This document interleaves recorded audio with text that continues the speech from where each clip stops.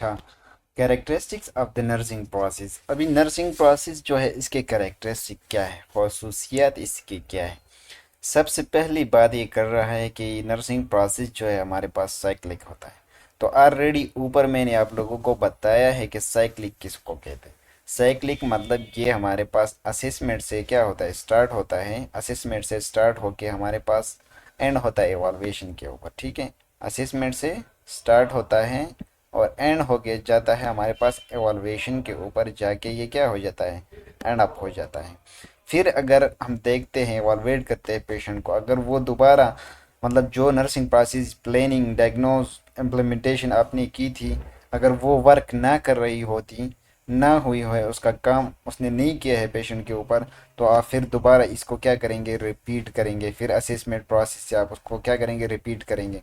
फिर दोबारा आप अपनी प्लानिंग चेंज कर देंगे उसी के मुताबिक, क्राइटेरिया के मुताबिक पेशेंट के, ठीक है, चेंज करेंगे। अगर वो काम कर चुके हैं तो फिर आप नर्सिंग प्रोसेस जो आपका वाइंड अप हो जाएगा। जब तक पेशेंट प्रोग्नोज ना हो जाए तो उस टाइम तक आप उसकी असेसमेंट करते रहेंगे, नर्सिंग प्रोसेस उस पर अप्लाई करते रहेंगे। फिर dynamic and nature, dynamic and natures का मतलब ये continuous process, non stopping process है। ठीक है। फिर क्लाइंट सेंटरनेस, क्लाइंट सेंटरनेस का मतलब ये है कि आप इसको मल्टीपल क्लाइंट के लिए आप एक ही नर्सिंग प्रोसेस को अप्लाई नहीं कर सकते हो, हर एक पेशेंट के लिए, हर एक उसके लिए आप अलग अलग बनाओगे। ठीक है। Focus on problem solving and decision making, इसका मेन फोकस जो होता है कि पेशेंट को जो प्रॉब्लम्स है, ठीक है, उसको सॉल्व करना। और फिर जो डिसीजन मेकिंग, जो प्रॉब्लम सॉल्व करने के लिए आप जो डिसीजन बनाते हैं, ठीक है, उसके थ्रू आप फिर उन प्रॉब्लम्स को सॉल्व कर सकते हैं। फिर interpersonal and collaborative style, interpersonal and collaborative style का मतलब ये है कि ये पेशेंट के ऊपर डिपेंड करता है। कोलैबोरेटिव स्टाइल का मतलब यह है कि आप पेशेंट के साथ, पेशेंट आपके पास जो है, जिस पेशेंट के लिए आप नर्सिंग प्रोसेस प्लान कर रहे होते हैं, ठीक है, वो पेशेंट आपके साथ कोलैबोरेट होना चाहिए। मतलब वो आपके साथ हिस्ट्री देने में आपके साथ हेल्प करे। हिस्ट्री दो टाइप्स की होती है। हिस्ट्री में आप जब लेते हो तो एक सब्जेक्टिव डेटा होता है, एक ऑब्जेक्टिव डेटा होता है। सब्जेक्टिव डेटा वो डेटा जो आपको पेशेंट बताता है, ऑब्जेक्टिव डेटा वो हो डेटा जो आप खुद ऑब्जर्व करके पेशेंट से लेते हैं। अगर आप पेशेंट आपके साथ कोलैबोरेटिव नहीं है, ठीक है, कोलैबोरेटिव नहीं है, तो आप उससे सब्जेक्टिव डेटा कलेक्शन करने में आप लोगों को प्रॉब्लम होगा। तो इसलिए हम कहते हैं कि इंटरपर्सनल एंड कोलैबोरेटिव होना चाहिए नर्सिंग प्रोसेस जो है।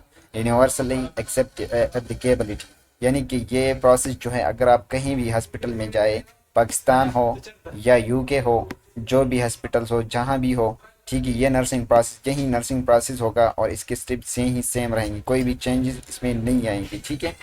Use of critical thinking and clinical reasoning, आप जो है ड्यूरिंग द नर्सिंग प्रोसेस आप जो प्लानिंग बनाते हो पेशेंट के लिए, आप नर्सिंग डायग्नोस करते हो, ठीक है, उनमें आपने क्रिटिकल थिंकिंग करना है। क्रिटिकल थिंकिंग का मतलब ये है, आप जो चीज़ें करते हो, ठीक है, उसको आपने गौर से सोच समझ के करना है।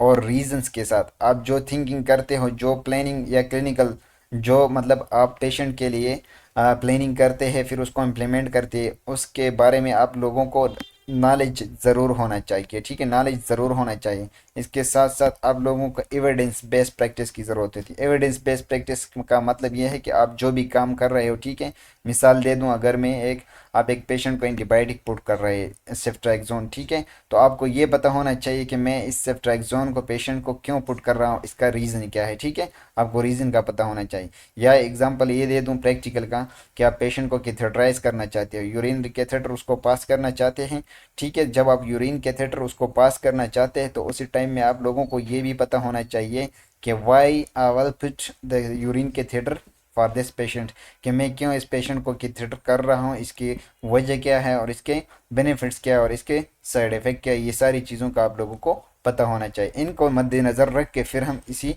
प्रोसेस को आगे स्टार्ट कर सकते हैं।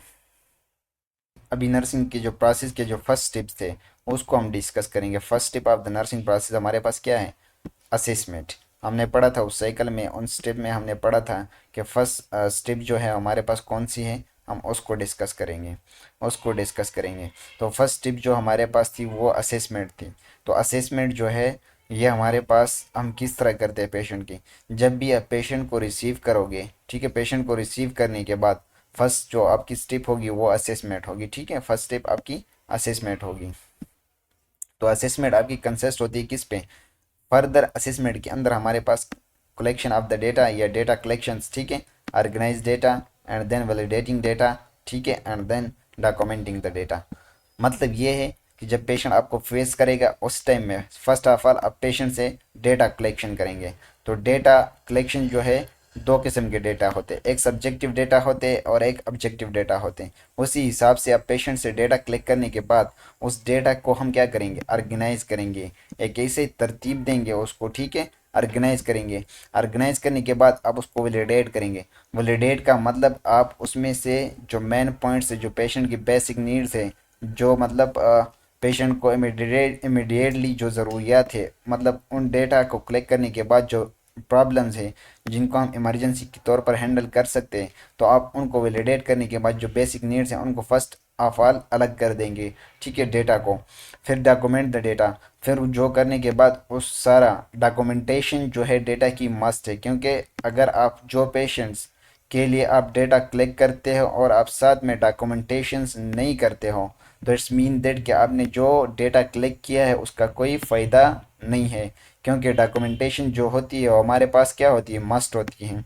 हर एक काम करने के बाद प्रैक्टिकल साइड पे you have must document all these things. तो हिस्ट्री लेने के बाद आप लोग क्या करोगे? डॉक्यूमेंटेशन भी मस्ट करोगे। अच्छा अच्छा, assessment is the systematic and continuous collection of organisation and validating and documentation of the data information.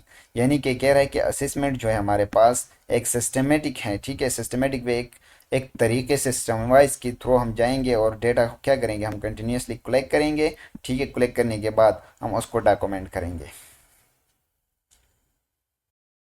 हाँ, फिर फर्स्ट टिप जो है आपके असेसमेंट के अंदर उसके टाइप्स ऑफ असेसमेंट। अगर हम टाइप्स ऑफ असेसमेंट देखें तो मेनली 4 टाइप्स हमारे पास होती है, ठीक है, 4 टाइप्स होती है, 1, 2 एंड 3 एंड 4। ये 4 टाइप्स होती हैं। सबसे पहले जो होती है इनिशियल असेसमेंट, ठीक है, initial assessment, and second one is the problem focus assessment, फिर emergency assessment and time lapse reassessment, ठीक है। अच्छा, अभी देखो मैं आपको जनरली यहाँ पे बता दूँ तो इनिशियल असेसमेंट मिसाल के तौर पर आपके पास जब भी पेशेंट कोई आया, ठीक है, आपके पास पेशेंट आया तो आप उसको फर्स्ट ऑफ ऑल फर्स्टली जो फेस करते हो उसी टाइम में एडमिशन के बाद आप पेशेंट को क्या करते हो? ड्यूरिंग द एडमिशन आप उसको असेस करते हो। ये आपकी इनिशियल नर्सिंग असेसमेंट होती है। इसमें आप जो पेशेंट के मेन जो डेटा है, प्रॉब्लम फोकस्ड जो डेटा है, उसको क्या करते हो? आउटपुट करते हो, मतलब निकालते हो उसमें, ठीक है। फिर प्रॉब्लम फोकस असेसमेंट है।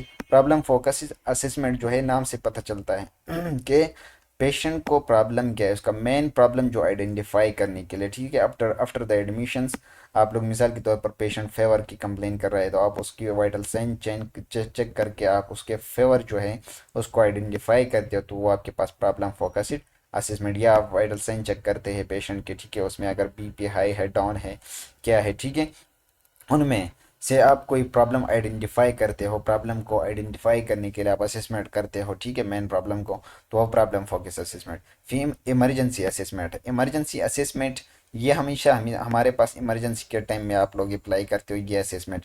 मिसाल के तौर पर सडनली एक पेशेंट्स कोलैप्स हो जाए, ठीक है, कोलैप्स हो जाए तो आप उसको जब उस टाइम में जो असेसमेंट करते हो, ठीक है, जो असेसमेंट करते हो उसको हम इमरजेंसी असेसमेंट कहते हैं। जस्ट लाइक अगर मैं एग्जांपल दे दूँ, एक पेशेंट है वो कोलैप्स हो चुका है, कोलैप्स होने के बाद आप उसकी एबीसी को फॉलो करके आप उसकी असेसमेंट करते हैं। एयरवे हो गया, ब्रीथिंग हो गया, सर्कुलेशन हो गया, ये फॉलो करके आप उसको क्या करते हैं? असेस करते हो। तो हमारे पास इमरजेंसी असेसमेंट में आता है। फिर टाइम लैप्स रीअसेसमेंट जो है, टाइम लैप्स रीअसेसमेंट का मतलब ये है कि आपने इमरजेंसी असेसमेंट एडमिशन असेसमेंट किया था, ठीक है, उस टाइम में आपने हिस्ट्री टेकिंग की थी, उसके बाद प्रॉब्लम फोकस्ड आपने किया था, ठीक है। इन दोनों को करने के बाद आप पेशेंट को फर्दर मज़ीद दोबारा एडमिट करने के बाद कुछ अर्सा गुजरने के बाद आप पेशेंट को दोबारा क्या करते हैं? असेस करते हो। तो this is called the time lapsed reassessment. The ultimate purpose of assessment is data collection. देखो हम ये चारों करते हैं, इनिशियल करते हैं, ठीक है, प्रॉब्लम फोकस करते हैं, इमरजेंसी असेसमेंट करते हैं, ठीक है, टाइम लैप्स्ड रीअसेसमेंट करते हैं, इन सब का मकसद ये होता है, ये कह रहा है कि हमारे पास क्या करना, पेशेंट से डेटा कलेक्ट करना। इन सब का मेन जो एम होता है हमारे पास ये होता है कि हम पेशेंट से डेटा कलेक्ट कर ले। लेकिन वो डिपेंड करता है, ठीक है, ड्यूरिंग द, अगर आप एडमिशन जो डेटा कलेक्ट करते हैं प्रॉब्लम फोकस पे, ठीक है, तो वो आपका इनिशियल है। अगर प्रॉब्लम फोकस्ड है, मतलब पेशेंट कंप्लेन कर रहा है आपको फेवर का या चक्कर आने का कंप्लेन कर रहा है, उसी टाइम में आप उसके वाइटल साइंस वगैरह चेक करते हैं प्रॉब्लम फोकस्ड, ठीक है। अगर बीपी डाउन हुआ है या ज़्यादा हुआ है, उसको सर में दर्द की तकलीफ कर रहा है, साइन सिम्टम्स को देख के, ठीक है, फिर आप पेशेंट को उसी टाइम में असेस करते हो। यानी कि अगर बीपी सर में दर्द का कंप्लेन कर रहा है तो आप बीपी चेक करते हो। बीपी चेक करने के बाद अगर आप आइडेंटिफाई कर ले कि इसका बीपी ज़्यादा है, ठीक है, तो उसी टाइम में आप जो असेसमेंट करते हो वो प्रॉब्लम फोकस्ड असेसमेंट होती है। फिर इमरजेंसी असेसमेंट ये एक ऐसी सिचुएशन होती है कि जिसमें हमारे पास पेशेंट क्या हो जाता है, कोलेप्स हो जाता है, ठीक है। कोलेप्स होने के बाद आप उसको उस टाइम में असेसमेंट करते हो तो वो इमरजेंसी असेसमेंट होती है। फिर टाइम लैप्स्ड जो है वक्त गुजरने के बाद, अगर 2-3 दिन के लिए पेशेंट आपके पास एडमिट है, ठीक है, एक दिन के लिए है, ठीक है, इनिशियल असेसमेंट आपने कर लिया, प्रॉब्लम फोकस कर दिया, इमरजेंसी कर लिया, तो आप दोबारा असेसमेंट करते हो उसको, ठीक, कुछ अरसे बाद, कि क्या पेशेंट्स को और कोई प्रॉब्लम है या नहीं है, हिस्ट्री टेकिंग में कोई मसला हुई है नहीं है, इनिशियल नर्सिंग असेसमेंट हमारी किस तरह हुई थी, तो उसको दोबारा रिपीट करते हैं। तो ये हमारे पास टाइम लैप्स्ड है। देखो वही बातें हैं, इनिशियल असेसमेंट, नर्सिंग असेसमेंट जो है perform with in specified time after admission, यानी कि एडमिशन करने के बाद आप एक स्पेसिफाइड टाइम में उसको क्या करते हो, असेस करते हो। तो ये आपकी जो है उसमें आती है, इनिशियल असेसमेंट में आती है। या हम कह सकते हैं to establish complete database for problem identifications, ठीक है। यानी कि इनिशियली एडमिशन के टाइम में आप पेशेंट को एडमिट करते हो और किस चीज़ के लिए करते हो, ताकि हम उसकी जो प्रॉब्लम की कंप्लीट डेटा जो है हम उसको क्या करें, पिक कर सके, ठीक है। यानी कि एग्जांपल आपको दे रहा है कि नर्सिंग एडमिशन असेसमेंट इसको भी कहते हैं। ड्यूरिंग द एडमिशंस जो है आप क्या करते हो, असेसमेंट करते हो। तो this is called your initial nursing assessment. अच्छा, फिर आपके पास प्रॉब्लम फोकस्ड नर्सिंग असेसमेंट आता है। प्रॉब्लम फोकस्ड जो है इसमें हमारे पास देखो, to determine the status of to specific of a specific problem, identify an early assessment। यानी कि हमारे पास प्रॉब्लम फोकस्ड ये है कि हम इसमें क्या करते हैं, एक स्पेसिफिक प्रॉब्लम को आउट निकालते हैं। पेशेंट का स्पेसिफिक प्रॉब्लम को आउट निकालने के लिए हमारे पास क्या करते हैं, हम अर्ली असेसमेंट करते हैं, ठीक है। उसको एडमिशन के बाद या उसी टाइम में हम उसको क्या करते हैं, असेस करते हैं कि मेन प्रॉब्लम क्या है, ठीक है। उसको हम प्रॉब्लम फोकस असेसमेंट कहते हैं। मिसाल के तौर पर Harley checking of vital science of favour patients, ठीक है। यानी कि आप हार्ली जो क्या करते हैं, हार्ली हर एक घंटे के बाद अब पेशेंट के सारी जो वाइटल साइंस है, 5 वाइटल साइंस है, आप उसको क्या करते हो, चेक करते हो। ब्लड प्रेशर हो गया, टेम्परेचर हो गया, रिस्पायरेटरी रेट हो गया, पल्स हो गया, ठीक है। ये सारी आप चेक करते हो टाइम टू टाइम के बाद, हर 1 घंटे के बाद, हर 2 घंटे के बाद, ताकि आप कहते हो कि क्या पेशेंट के बीपी का प्रॉब्लम तो नहीं है, या पेशेंट को फेवर तो नहीं है, या पेशेंट के रिस्पायरेटरी रेट में मसला तो नहीं है, या पेशेंट के पल्स वीक तो नहीं है, ठीक है, या पल्स इरेगुलर तो नहीं है, ठीक है।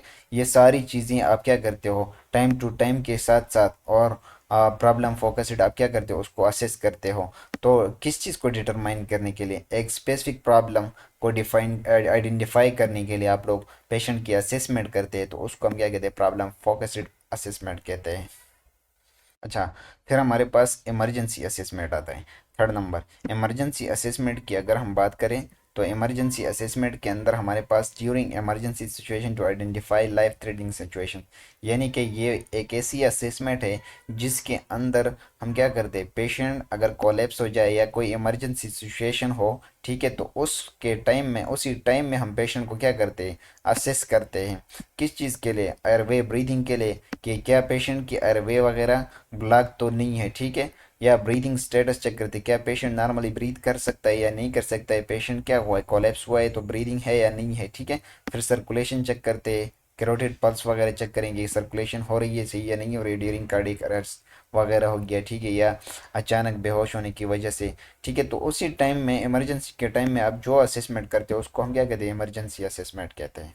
अच्छा, फिर हमारे पास टाइम लैप्स्ड असेसमेंट आती है। टाइम लैप्स्ड असेसमेंट जो है, ये हमारे पास several month after initial assessment to compare the client current health status with the data previously obtained. यानी कि जितने दिन तक आपके पास, मतलब इसने तो मंथ लिखा है, लेकिन जितने दिन तक आपके पास एक पेशेंट एडमिट होता है, ठीक है, जितने दिन तक एक पेशेंट आपके पास एडमिट होता है, यानी कि फर्स्ट डे पे मैंने एडमिट किया था पेशेंट को, ठीक है, 1 जुलाई को, मतलब मैंने एडमिट किया पेशेंट को, तो वो मेरे साथ एडमिट था 10 जुलाई तक। 10 जुलाई तक मेरे पास वो एडमिट था। अब मैं कहता हूँ कि इनिशियल असेसमेंट मैंने किया था, फिर मैंने उसके जो प्रॉब्लम फोकस्ड थी वो भी किया था इन दिनों में, इनिशियल भी किया था मैंने। उसके बाद जो है मैंने इमरजेंसी की कंडीशन आई नहीं थी तो मैंने वो असेसमेंट नहीं किया था। इमरजेंसी कंडीशन जब मतलब आपको मौजूद हो इमरजेंसी कंडीशन, उसी टाइम में आप असेसमेंट कर सकते हो। ये दो मैंने किए थे। उस टाइम मैंने जो डेटा कलेक्शन किया था, 10 दिन बाद में पेशेंट को फिर क्या करता हूँ, मैं पेशेंट को एवॉल्वेट करना चाहता हूँ, क्या जो मैंने डेटा कलेक्शन की थी, जो असेसमेंट की थी, वो प्रॉब्लम सॉल्व हुए या नहीं हुई है, या उसमें मज़ीद फर्दर प्रॉब्लम्स क्रिएट हुए हैं, क्या वो इससे रिलेट करते हैं या नहीं करते हैं। तो इसके लिए हम जो असेसमेंट करते हैं कुछ अरसे बाद, उसको हम टाइप लैप्सिड असेसमेंट रीअसेसमेंट कहते हैं। देखो इसके नाम से पता चल जाता है टाइम लैप्सिड। टाइम मतलब ये है कि आप लैप्सिड का मतलब वक्त गुजरने के बाद, और रीअसेसमेंट आप दोबारा उसको असेस करते हैं, ठीक है। क्या आपने जो असेसमेंट किए थे उसके मुताबिक पेशेंट जो है फर्दर ठीक हुआ है या नहीं, उसमें और मसले आए हैं, ठीक है। तो हम इसलिए करते हैं कि हॉस्पिटल के अंदर नोसोकोमियल इन्फेक्शन जो होता है, नोसोकोमियल इन्फेक्शन हॉस्पिटल साइड पे जो इन्फेक्शन होता है पेशेंट को, ठीक है, तो उसको हम नोसोकोमियल इन्फेक्शन कहते हैं। या हॉस्पिटल में उसको फर्दर कोई चीज़ डेवलप तो नहीं हुआ है, कोई और प्रॉब्लम्स तो नहीं आए, तो उसको एवॉल्वेट करने के लिए हम टाइम लैप्सिड असेसमेंट करते हैं।